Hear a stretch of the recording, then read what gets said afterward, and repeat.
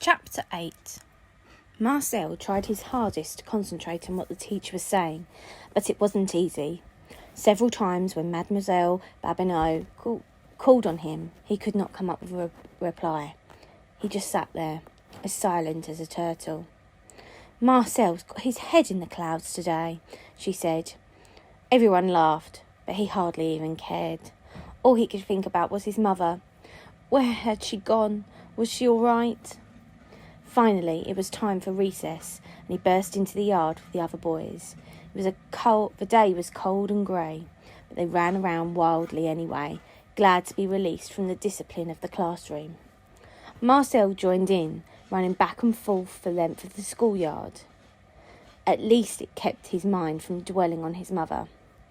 The girls kept their distance, clustered together in a group over by the fence. Then he saw a boy named Ferry run close to the girls and grabbed Delphine's black beret from her head. "Hey!" She spun around. "Give that back!" Fieri gave a snort of laughter and kept running. Delphine was fast, but Fieri was so big and his legs were so long, she could not keep up with him. He ran around the schoolyard with the beret, tossing it up in the air and letting it drop. Delphine pursued him for several minutes, but she abruptly stopped. "You can keep it," she said. "I don't even want it anymore." And she turned away. Fieri stopped too. He dropped the beret onto the ground and then stalked off into the school building. Marcel was torn. He knew what it was like to be bullied by Fieri. Last year, the bigger boy had made his life miserable with his teasing and taunting. Once Fieri had stuck his foot out on a school trip as he passed. Marcel had fallen and books scattered everywhere. Another time, Fieri had cornered him in the schoolyard and wouldn't let him pass. This year, the bully had found other victims and seemed less interested in tormenting Marcel. But Marcel still kept his distance. He hated to see the bigger boy teasing Delphine, but he was afraid to confront him. Anyway, Fieri wasn't interested in bothering Delphine now.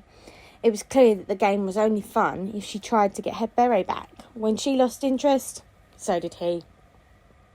He watched as Delphine went over to retrieve the beret, which she did not put on, but stuffed in her pocket. Recess was just about over anyway, and they would all go back inside. When the bell rang, she was the first one in. Back in the classroom, Mademoiselle Babineau had just told them to take out their geometry books. When Mademoiselle Vernet, who worked in the school's director's office, came to the classroom carrying a note. Mademoiselle Vernet stood waiting while Mademoiselle Babineau read it. Then the teacher stood up. "I must go and speak to the director right now," she said. Her gaze moved over the row of pupils.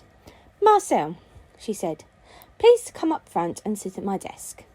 I'm putting you in charge." Then she turned to the class. "Open your books to page 36 and do all the problems on that page. I'll expect to see them done by the time I get back." Carrying his geometry book, Marcel walked up to the front of the room. It felt strange to sit at Mademoiselle Babineau's desk and to see the classroom from this unfamiliar vantage point. "Be good," Mademoiselle Babineau said. "If you're not, I'll be sure to hear about it."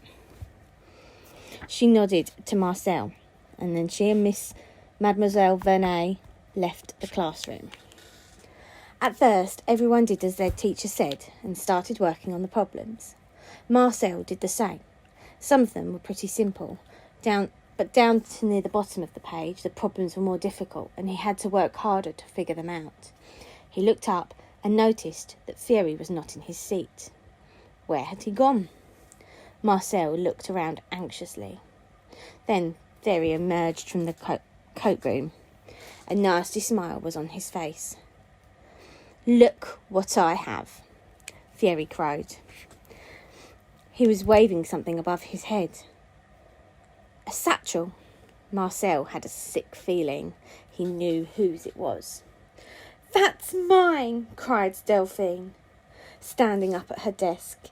Give it back. Fairy just laughed his cruel barking laugh and held the satchel high above his head where Delphine could not reach it.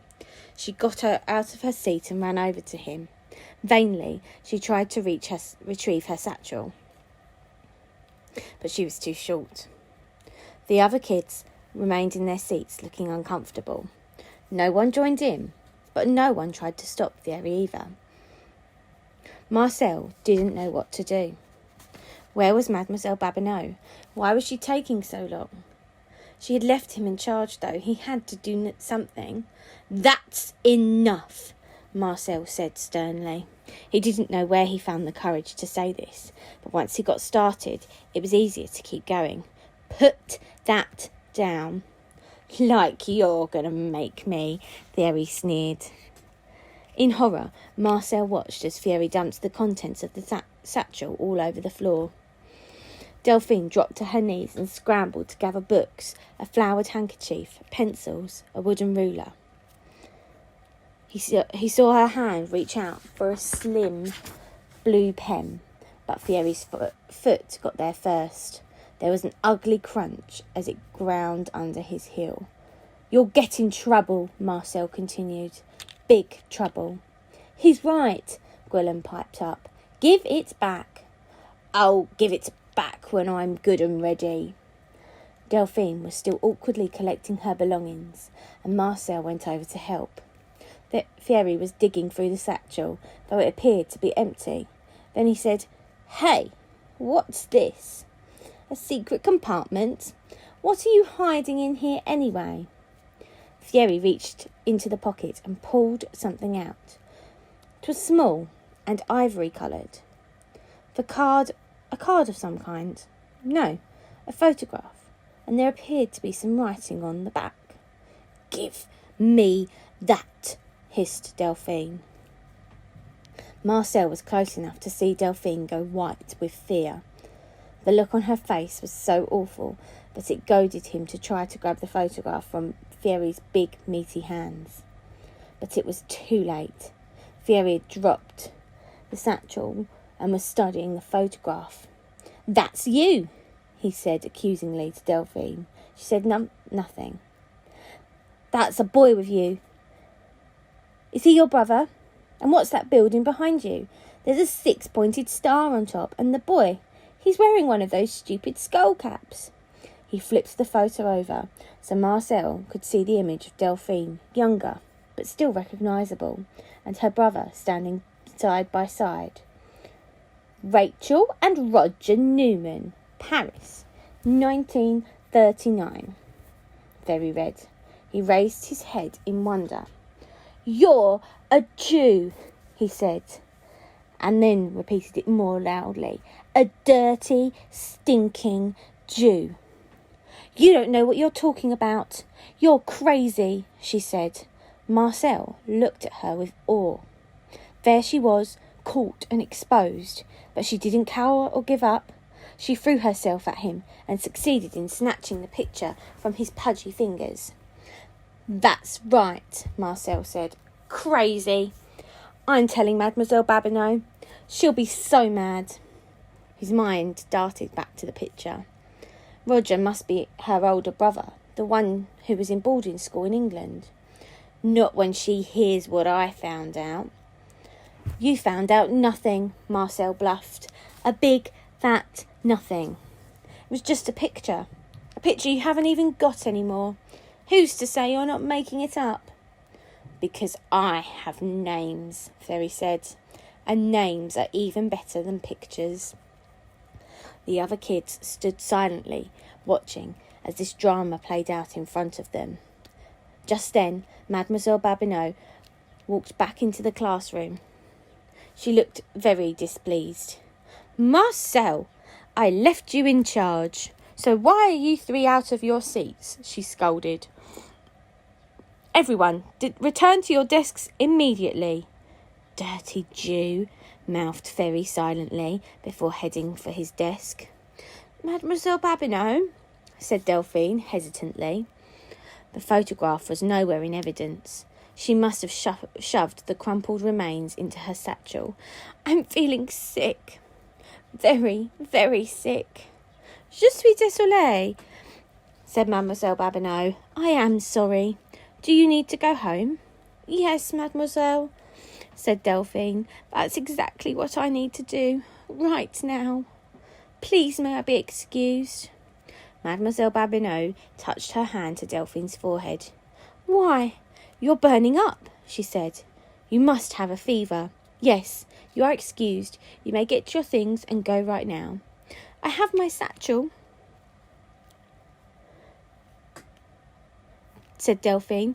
"I just need my coat." "I'll get it," Marcel volunteered. He did not want her to have to walk past Fairy's desk. "Stay here." "Thank you, Marcel," said Mademoiselle Babineau.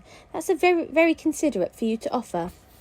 Marcel did not look in Fairy's direction as he hurried to the cloakroom and got Delphine's grey coat. Back in the corridor, he handed it to her. "You get some rest," said the teacher. "À demain." "See you tomorrow." But Marcel knew that Delphine would not be in school the next day. And when he saw Fairy mouthing the words "dirty Jew" in his direction, he also knew that if she wanted to stay safe, she would never return to school again.